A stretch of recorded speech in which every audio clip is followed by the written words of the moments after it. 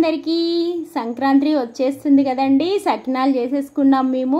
5 kgs సకినాలు ఎలా చేయాలో కొలతలతో చెప్తాను. 5 kgs సకినాలు చేయడానికి 5 కిలోల రైస్ తీసుకొని 3-4 అవర్స్ నుంచి 6 అవర్స్ వరకు మంచిగా నానబెట్టుకోవాలి. బియ్యాన్ని నానిన తర్వాత వాటిని ఒక రంధ్రాల గిన్నెలకు షిఫ్ట్ చేసుకొని వాటర్ అంతా పోయేదాకా ఆ రంధ్రాల గిన్నెలోనే ఉంచుకోవాలి. తర్వాత వాటిని ఒక పెద్ద క్యాన్లోకి తీసుకొని మిల్లుకి ఇచ్చేసి మెత్తగా పట్టించుకోవాలి. ఇంటికి తీసుకొచ్చుకున్న తర్వాత ఒక పెద్ద చెద్దర వేసుకొని ఆ చెద్దరలో ఈ పిండి వేసేసి అందులోకి ఒక టీ గ్లాసు ఉప్పు పడుతుంది.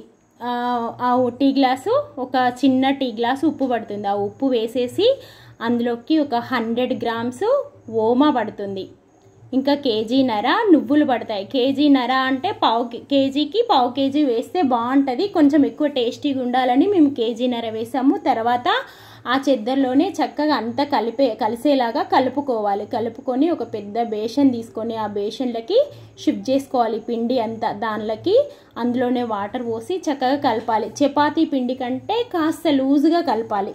కలిపేసి ఒక పెద్ద చెద్దర్ తీసుకొని ఆ చెద్దర్లో ఇంకా సకినాలు పోయడమే అండి. 5 వేళ్ళకు పని పెట్టి చక్కగా సర్కిల్ మంచిగా రౌండ్గా వచ్చేలాగా సన్నగా చేసుకోవాలి. అవర్స్ ఆరిపోయిన తర్వాత చక్కగా మూకుడు పెట్టుకొని అందులో ఆయిల్ వేసుకొని ఇవన్నీ మెల్లిగా తీసుకొని అందులో వేసుకొని చక్కగా కాల్చుకోవడమే అండి. కరకరలాడే సకినాలు రెడీ.